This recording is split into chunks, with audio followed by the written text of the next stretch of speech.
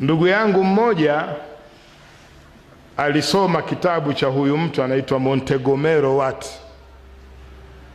Akakisoma akasema kama kuna mwanazuoni ameandika jihadi katika Uislamu, basi huyu atakuwa mwanazuoni mkubwa sana wa Kiislamu.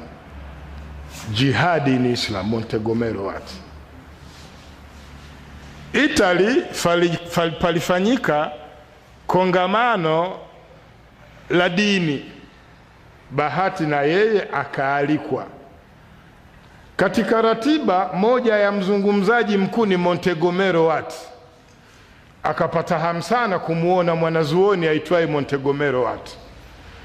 Ilipofika zamu yake anasema, ningekuwa na pressure ningekufa au ningezimia. Montegomero Watt ni kasisi la Vatican, lina msalaba mkubwa kilo 8. Limejuaje habari ya jihadi? Wamesoma, na walivyosoma wakaanza kupotoa maana na mafuhumu ya Qur'an, yakapotolewa. Siku moja nikiwa nasomesha thakafa, wakati ni mwalimu thakafa sekondari, nasomesha mtazamo wa Uislamu juu ya dini. Palikuwa na ustadhi mmoja tunasomesha naye, akanieleza, bwana, dini si hivyo unavyosomesha. Neno dini si hivyo, maana hata Al-Munjidi inakataa tafsiri ya dini unayosomesha. Munjidi yenyewe, Munjidi ni dictionary ya Kiarabu kwa Kiarabu, ni maarufu kwa mashekh. Al-Munjidi akakimbia kwake jirani akaileta. Sasa tunaitazama Al-Munjidi kwenye neno al-din, maana ya neno al-din kwenye Munjidi. Yeye anajua Kiarabu, anasoma na ananiambia, unaona bana, hiyo wewe unayotoa ni wrong interpretation of din, maana halisi ni hii, na hii bwana ni dictionary maarufu Al-Munjidi. Nikamwambia, Munjidi ameandika nani? Wameandika wanazuoni wa lugha ya Kiarabu. Nani? Soma mukaddima. Akasoma mukaddima wa Al-Munjidi. Kadiri ya kisoma anashusha pumzi za mtu kufa. Mwisho anasema, sikuyajua haya, kitabu nacho mwaka wa 5 sijajua haya. Hajajua nini? Al-Munjidi imeandikwa na Wakatoliki. Mkatoliki ndio ameandika dictionary Al-Munjidi. Sasa tafuta maana ya maneno kutoka Al-Munjidi uone yalivyopotolewa. Ndio kuna dictionary Swahili English Dictionary, ni dictionary ya zamani tangu mwaka 1939. Swahili English Dictionary. Soma kaandika nani? Soma kaandika nani? Aliyekuwa wa mwanzo kuandika.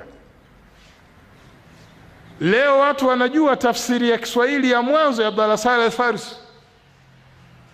Si kweli?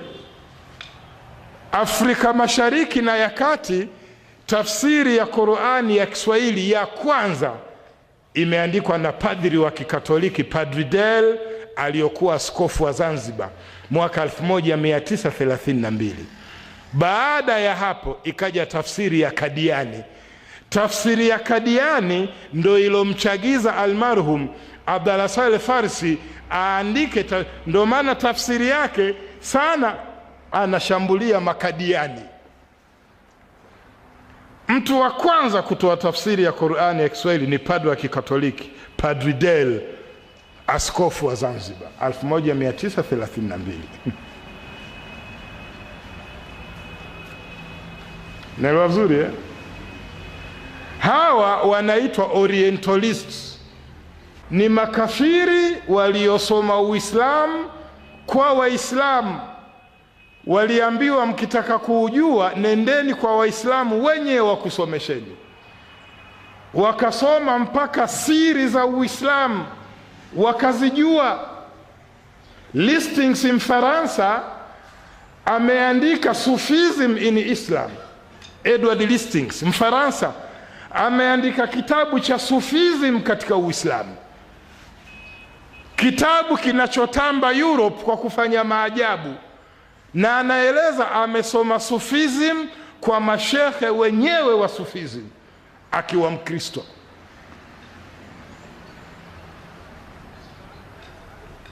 Mkristo wa kanisa ameandika biography ya Imam Ghazali, the biography of Imam Ghazali.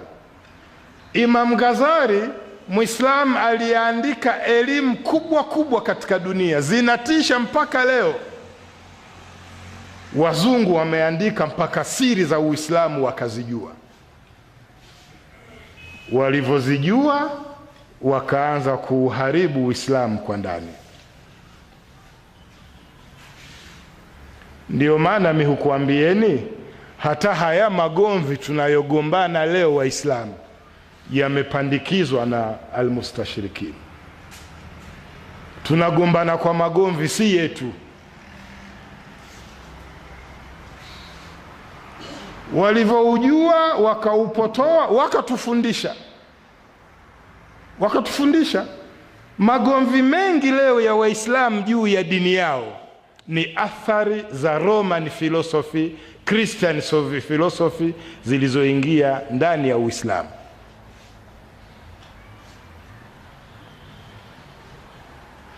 Wakati wao wanagombana uungu wa Yesu.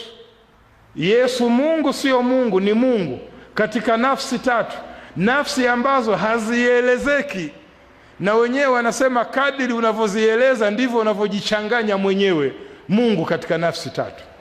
Na sisi tukalishika, tukaanza kubishana, Mungu yuko juu, yuko pote. Mnanielewa wewe? Yuko juu, yuko pote.